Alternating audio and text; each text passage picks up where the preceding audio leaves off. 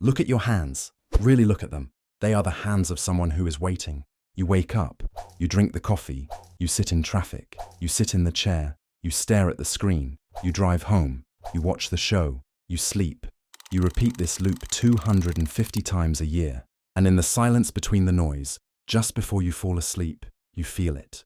A quiet, gnawing terror. It's the sensation of a life that is not being lived, but merely processed. You've done everything you were told to do. You got the grades, you got the degree, you got the job, you were polite, you stayed in your lane. So why does it feel like the walls are closing in? Because they are. You are suffering from a delusion of safety. You believe that if you just keep your head down and follow the rules, the future will take care of you. I'm here to tell you that the future does not care about you.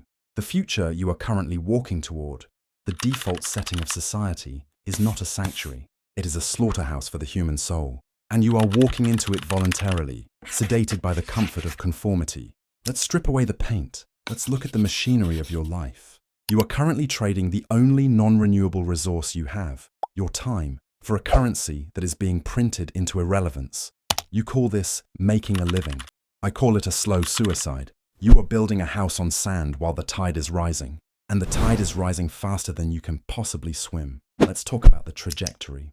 Let's project your current life, this safe path, 10, 20, 30 years into the future. You think you see retirement. You think you see rest. That is a hallucination implanted by a system that needs your labor until your batteries run dry. The social contract has been breached. The deal used to be, give us your loyalty and we will give you security. That deal died in 2008. It was buried in 2020. Now the deal is, give us everything and we will promise you nothing. If you stay on this path, you become a ghost in your own life. You will become a statistic of quiet desperation. Let's look at the math, because the math doesn't care about your feelings. You are running a race where the finish line moves further away every single year. Inflation is not an accident, it is a feature. It is the mechanism by which your life energy is siphoned off by those who own the assets. By conforming to the standard model of work, save, retire, you are playing a game that is rigged against you at the molecular level. In the future that is coming, the middle class will be a historical anomaly. A myth we tell children. There will be the people who own the algorithms and the people who are managed by them. Which side of the screen are you on? If your job involves following a checklist, processing data, or following a script, you are already obsolete. You just haven't been notified yet. The machine is learning faster than you can adapt. While you are binge-watching a series to numb the pain of your existence, the code is being written to replace you. And when that day comes, when the email arrives or the login doesn't work, what will you have? You will have a leased car, a mortgage you can't pay, and a skill set that belongs to a dead era. This is the violence of conformity. It lulls you into a coma and then harvests your organs. You are trusting a corporate ladder that is standing in a burning building. You are saving money in a currency that is melting like an ice cube in the sun. And you call this being responsible. You are not being responsible. You are being obedient. And obedience is the most dangerous trait you can possess in a world that is breaking apart. The future belongs to the outliers, the disruptors, the builders. But you are training to be a cog in a machine that is being scrapped for parts. Think about the concept of retirement, the idea that you can suffer for 40 years to enjoy 10. Who sold you this? Why would you trade your prime years, your strength, your vitality, your sharpest mind, for a few years of decline at the end? It is a scam, a Ponzi scheme of time. And if you stay in line, you are the bag holder. It's not just your wallet that's in danger, it's your mind. Conforming to society today means plugging into the hive mind. It means outsourcing your thinking to the algorithm. Look at how you consume. The scroll, the swipe, the dopamine hit. You are training your brain to be incapable of deep thought. You are becoming neurologically fragile. The society you are trying to fit into is sick. Why would you want to be well adjusted to a sick society? We are seeing a mass psychosis of distraction. If you do what everyone else does, you will think what everyone else thinks. And what everyone else thinks is manufactured by 6 corporations and an advertising algorithm designed to make you feel inadequate. You feel anxious because you are supposed to feel anxious. Anxiety drives consumption. If you were content, the economy would collapse. So the system is designed to keep you on the edge of panic, but too exhausted to do anything about it. This is the rat race. But rats eventually figure out the maze. You are still running. In 10 years, if you do not unplug, you will not have an original thought left in your head. Your opinions will be downloaded. Your desires will be curated. Your outrage will be scheduled. You will be a vessel for other people's agendas. Is that a life or is that a simulation? Look at your relationships. Conforming to the modern standard means superficiality. We have never been more connected, yet we have never been more alone. You have 1,000 friends who don't know your middle name. You have colleagues who would step over your body to get a promotion.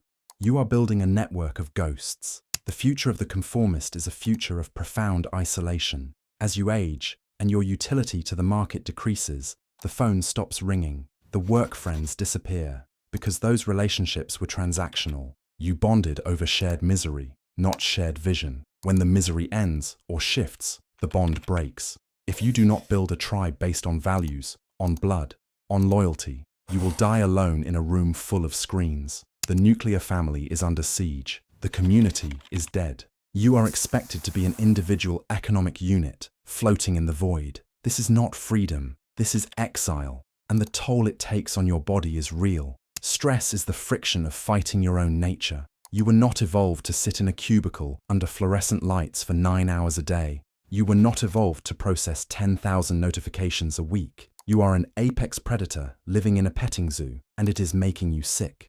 The chronic illness, the fatigue, the depression.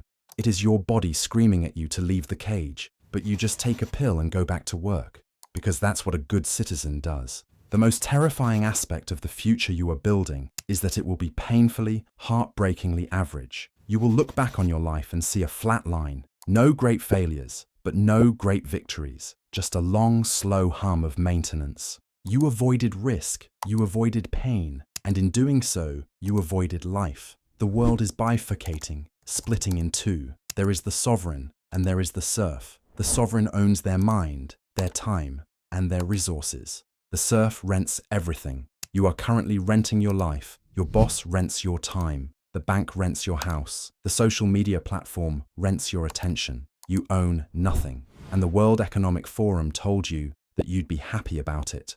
Are you happy? Or are you just numb? The danger is that the water is heating up so slowly you don't realize you're being boiled. You justify it. It's not that bad.